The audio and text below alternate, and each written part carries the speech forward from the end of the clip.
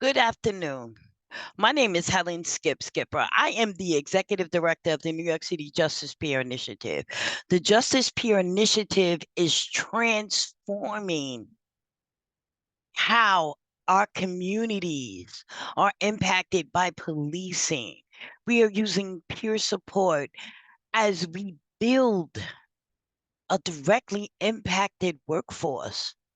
Thank you for allowing me to present my narrative. As the executive director of the Justice Peer Initiative, I am directly impacted. I am BIPOC. I am gender nonconforming, and I'm a woman who has been deeply and directly impacted by the criminal justice system. The Justice Peer Initiative is a coalition of peer support staff. Peer support is a movement that impacts how people provide evidence-based responses based on mutual support. Evidence-based practice. We recently, the Justice Peer Initiative and Cases, our fiscal sponsor, won SAMHSA's Recovery Innovation Challenge. We are moving to stop the criminalization of people with mental health and substance abuse, behavioral health issues, by infusing the already broken criminal legal system with peers, people who have lived experience, who have walked the walk and talked the talk. As I said before, peer support has been found to improve people's quality of life, increase and improve engagement in services. Engagement in services is a very important point. The services we engage in come from the criminal legal system. Our communities that have been over policed, we are needed to shift power and resources from those policing us to those of us who have had that direct lived experience, which can help these responses.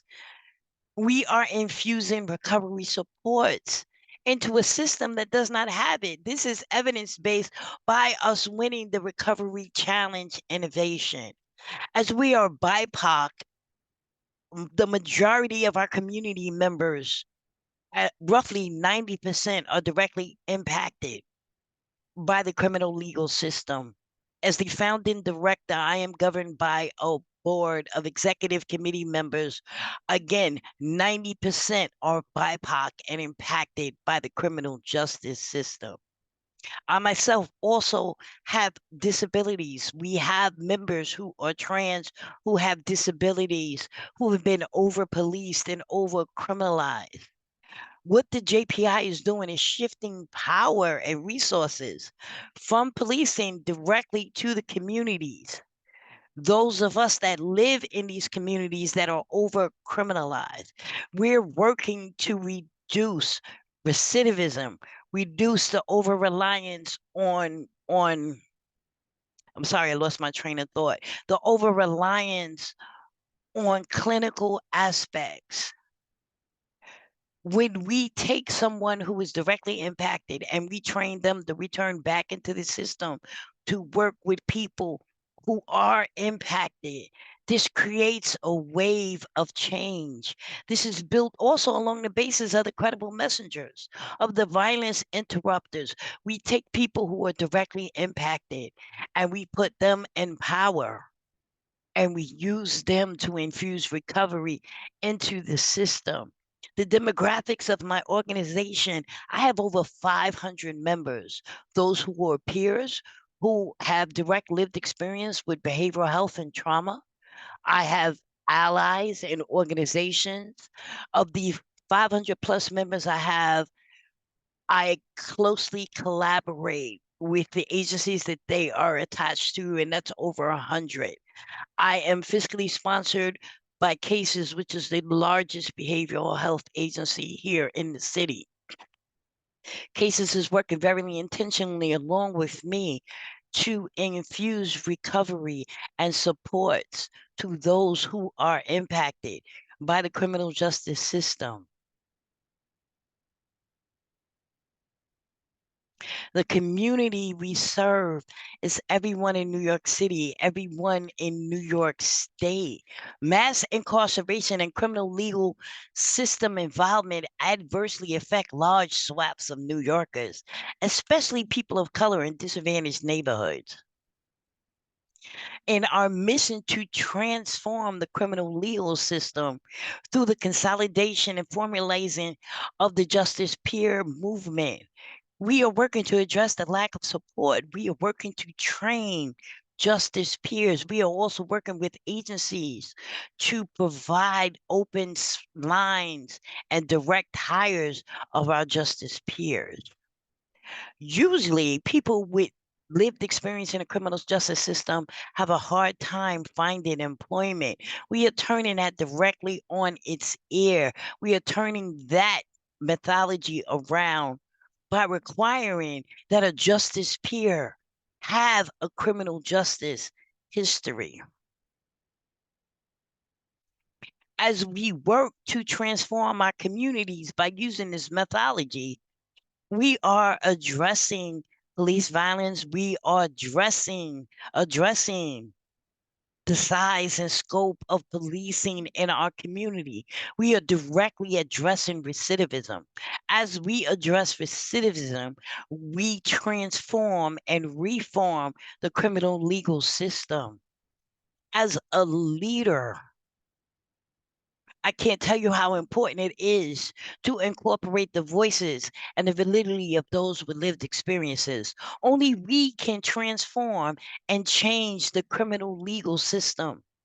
Only we can reform those closest to the problem or closest to the solution.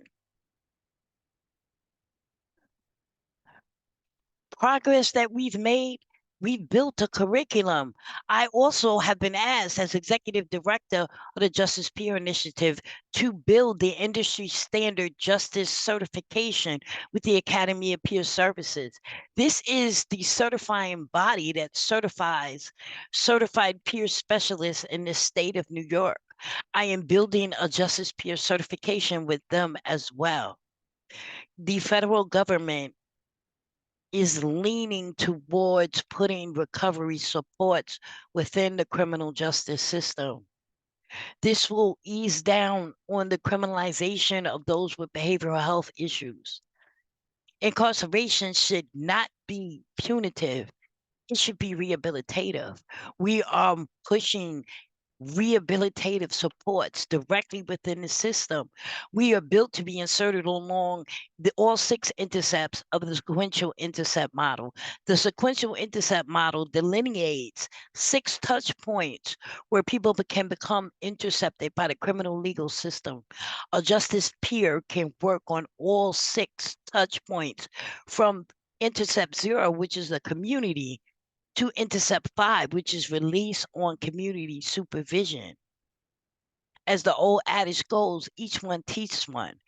We get those who have been traumatized. We have been traumatized. We are pushing to remove the aspect of traumatization. We are pushing to bring rehabilitation back into the system.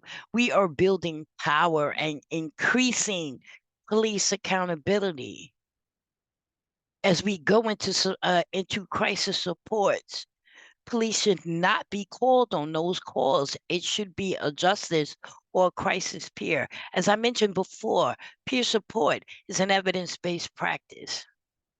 It has been empirically researched and have known to improve wellness, to improve recovery. Recovery is what's needed as we push back on the reliance of policing to impact our communities. Who better than to do this work than people who have direct involvement, who have direct lived experience? Just trying to make sure. As I mentioned before, we are one of the 10 winners of the SAMHSA Recovery Innovation Challenge, where we spoke specifically about our touch points of infusing recovery into the criminal justice system. Key partners I work with are all city agencies, all state agencies. I work with some of the largest criminal justice reentry and also behavioral health agencies in the city. We have collaborated in order to build pathways for those who were justice involved to become gainfully employed and also transform the criminal legal system. We support the leadership of those who are directly impacted. Myself, I am directly impacted. I've been going back and forth into incarceration from the age of 18 until my early 40s. Everyone that I work with is directly impacted. We are pushing forward the voices of those who are directly impacted. It is not time for us to have a seat at a table. It is time for the criminal legal system to recognize that we are the table and that in order to transform that broken system, you need to come sit with us. I want to thank you for taking the time to listen to my narrative. I apologize if I get too passionate. This is my life's work. I have spent many years incarcerated, and it is my life's work to make sure that no one else has to go through the traumatization that I have gone through, that the policing mechanism continues to put members of our communities through. It is only by building these community responses can we move away from that mindset and transform the criminal legal system. Thank you.